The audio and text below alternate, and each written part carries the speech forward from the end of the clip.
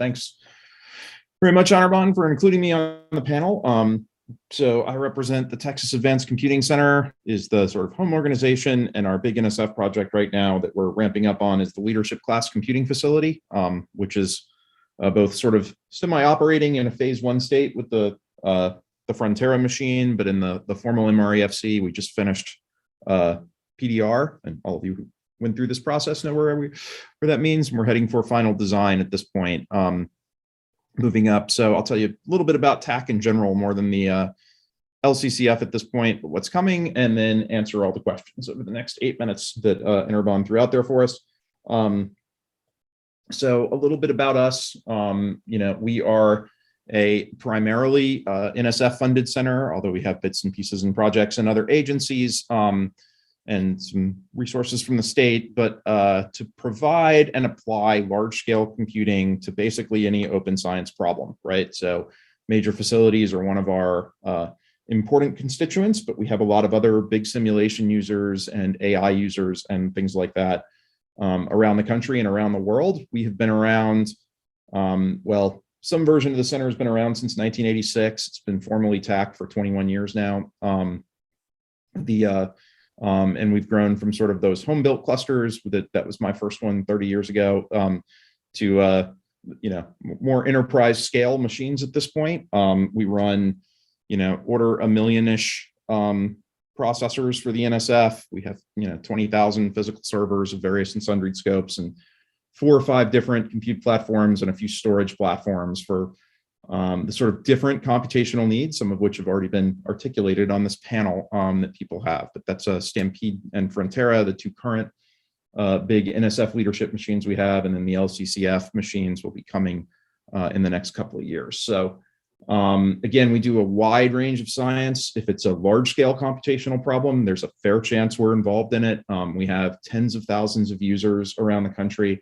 This was 3 of the journal covers we got last year, that computing and science and engineering was a whole issue dedicated to what goes on Frontera. That was sort of a water transport and membranes, and one of the science covers for a desalination project. The other one was a pre-tornadic thunderstorm formation. So with a group in Wisconsin, and we work with a number of you as well. So in a nutshell, what we do, right, is first sort of at the foundation is we operate these big systems, both compute systems.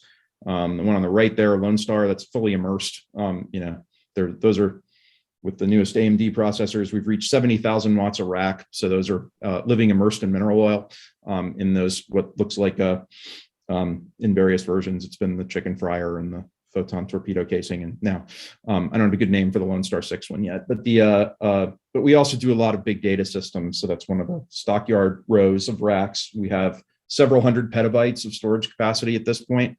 We run a lot of the, obviously the system software stack, but also a lot of the middleware to connect those to higher levels of services and create abstractions on top of these, your Jupyter hubs and stuff like that. But turning thousands of disks into file systems and things like that, and then mostly supplied by you, but also by users and occasionally by us now more in the AI world, right? You put some algorithms on top of that, whether you're doing PDE models or AI abstractions or some sort of data extraction. And then we also have a huge amount of our team dedicated to building both the machine and human interfaces that live on top of those things. So in fact, I have about 20 staff that pay attention to that bottom layer of actually operating the hardware on a daily basis. I have 35 that do interface and think about the front end, right? So we build everything from web portals to integration with Google Sheets to Jupyter integration, command line integrations, interactive visualization, immersive AR visualization, any of those sorts of things you need. At this point, we have a team of almost 200 folks who, are at one of these levels of abstraction, working with teams like yours around the country to, actually provide the resources and solve some of these problems. So before I get into the questions, let me just say quickly, we will have in our when the LCCF actually gets running in a couple of years, we'll have enormous resources to apply to major facilities, but we already work with some of the folks I see here, like Benedict from IceCube and LHC and LIGO, for processing, and in some cases data storage. But if you have petabytes of data you need to put somewhere, we can probably take it now. And if you have interface challenges, we can probably help with those now too. So we really have not just the machines, but a wide range of expertise in all the different use cases that you might have for them. So let me just quickly, and I know that we're running a little bit late here, so answer the 5 questions that Anirban loaded us up with. Well, so what is one predominant CI problem that you would like to solve? And I will tell you, for us at least, where we're immersed in this, the technical problems are easy. It's actually figuring out what everybody needs is the hard one. So I sort of facetiously say, figuring out what all of you actually need from us is one of our bigger problems. This has been a great meeting to sort of figure out some of those things and to engage. We've done a lot of the design during the pandemic, so there are opportunities to sort of rub shoulders with all of you has been limited outside of these more structured Zoom meetings. But I actually also had to travel to a meeting in Houston this week, or I would have been there in person. So so it's good to get back to that. But realistically, when we talk about this, cyber infrastructure or scientific and computing or technical computing or whatever you want to call it, it's really a range of problems with a range of solutions. And somehow we have to get our solution space out of the one size fits all type solutions, right? Well, we bought a computer. Why do we need anything else, right? So because you need lots of kinds of machines in lots of different use cases and allocated in different ways that we need to solve, and sort of figuring out how to get out of, we need to reuse as many components as we can, but at the same time, there's not just like 4 bespoke solutions. We really need to build the more sort of nuanced pipelines that all of you need. So, what are the challenges and opportunities in utilizing shared services or services offered by the broadest NSF CI ecosystem for your facility and project? So we're actually the provider of that. So this is and we use all sorts of components built from around the NSF ecosystem in what we do. So this isn't really a challenge for us, but I think in working with other projects, the biggest one, and this is something that I think we're going to be addressing, has been the timeline mismatch. By that, I mean, Neon comes online, you need data and processing commitments for 20 years, right? From the time, or 30 years from instrument launch, right? And in the sort of smaller NSF system model that we've had for the last 25 years or so, right? We get a system funded or services funded like through Exceed, and it's on a 4 or 5 year timeline, right? And so come in and say, well, I need a place to put data for 20 years. And we're like, well, we can do the next 2, and then maybe or maybe not, we're going to win another grant, right? And so to meet your computational needs or meet your storage needs. And so that has been a poor model that has made it a lot harder for, I think, a lot of projects to rely on these sort of shared services. You all have reviews, you all have risk management in those reviews, and saying, well, maybe NSF will fund some future systems that may or may not meet our processing needs after the next 2 years has never been the most low risk way to present those plans. And I've seen that get challenged in reviews before. So with the LCCF, again, so for instance, our data archive, well, one, we've been operating it for 37 years at this point, which is longer than for instance, Google and Amazon have been in business by more than a decade. But and universities and their data archives tend to last. I think Oxford's at 1,100 years and counting. So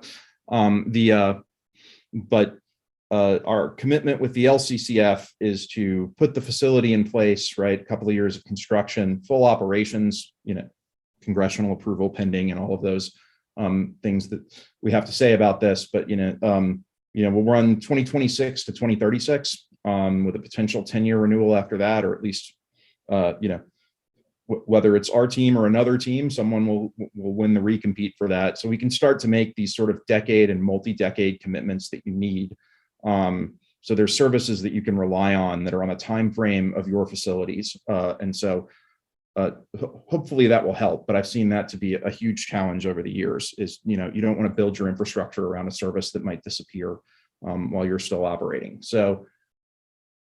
And so what are the challenges and opportunities in collaboration, sharing best practices between facilities, projects, and the broader ecosystem? And I think One of them is simply that I suspect a lot of you might sympathize with, is that none of us have enough time to know all the things that we need to know. And occasionally, whether talk about CI or often in projects, you just, we have a couple of IT people and they take care of it, right? So, but there's such a range of things that you need to do, and it's not one discipline, it's a lot. And it's a huge challenge, particularly for the smaller facilities. If you've hired a couple of IT people and then, hire a person whose job is design the schema for your metadata, understand the details of modern processor architecture, understand AI, put in the best methods for optimizing Fourier transforms. Oh, by the way, now in Python, write JavaScript for the website, deal with your networking, deal with your cybersecurity, maybe decide, have them have a position on whether or not you should be adopting quantum computing, right? So that's 15 different things that people need to know, right? And often it takes 15 people. So, and that's why I think where CI Compass, this project, the center that's running this meeting, and the research SOC, all of those services are there to offer that sort of additional expertise, and hopefully we can help too in these things. But I think the biggest challenge is you have a very few people where the CI is really their core, and they're all hugely overworked. So having them come to 100 presentations about 100 shared services is a big challenge that we're going to need to figure out ways to deal with. And then the last two questions, and I'll get off the podium here, are what are the challenges and opportunities in balancing adoption of new and emerging technologies with current operations, which turns out to be a really hard question. And what are some of the socio-technical challenges faced by your facility, and what are your plans for solving them? So I think with regard to technologies, right, this is always true of sort of any emerging technology, whether it's IT or anything else, right? If you have a new technology, it comes with a benefit of adopting it and a cost of making changes to start using it. And there are many sort of nuanced things that you have to weigh, right? The one that is most common in university IT systems is wait until it's going away and will no longer be functional next year, and then make the move to get rid of it. Most university ERP systems are in this, and then they finally spend the $100 million to fix them. By the way, your university spends $150 million in IT to get the payroll to work. Consider that to what you get to spend in cyber infrastructure in your project. But that arguably is a much harder problem, but than cutting paychecks every week. But either because the technology is going away or there's some newfangled thing, you may want to adopt it, but you have to understand that there's a cost associated with that. So, and again, I think that the in-car Neon joint project was a great example of sort of lower the barrier of, or lower the cost and the activation energy of adopting one of those new technologies, and you can move it along a lot faster, but nonetheless, you don't jump to, say, porting all your codes to GPUs just because you can, right? You do it because the value of doing that outweighs continuing to do what you want to do. So, but everything you adopt is going to have a cost. And I think it's important to understand that. And the cost is not only a financial cost, it's a cost in terms of your people's time. And any of these you pursue is an opportunity cost against doing something else. So, and then on the final question in my 8-minute slot here, machines are generally the easy part, at least for us in the technology. It's people are hard. So, frankly, we have enough users. I did a chart for the meeting I was at yesterday that showed over the last 20 years, we have 80,000 times more computation than we did in 2002 here. We were 5 times oversubscribed for simulation users then, and we're 5 times oversubscribed now with 80,000 more, 80,000x the capacity. So we could stay in just doing big simulations and be oversubscribed forever. We could stay in the AI space and probably be oversubscribed forever and justify the existence of facility. But we really do want to connect to the other NSF large investments. And, we realize, most of you are not necessarily these 500,000 core supercomputing simulation problems that we often do. Not all of you have embraced AI, although saying the words is very useful for funding. So there's some AI in pretty much everything now, or deep learning. But if your needs are large scale throughput, if your needs are persistent data, if your needs are interactive, we want to make sure the facility can accommodate all those. So we want to hear your requirements for that. And, maybe that means we have to change what we do, but it's also why we're trying to not put everything in the computing facility into one big computing system, but to have a range of systems that will really address these kinds of needs. So I'm sure I've used all my time. So let me stop there. Thank you, Dan.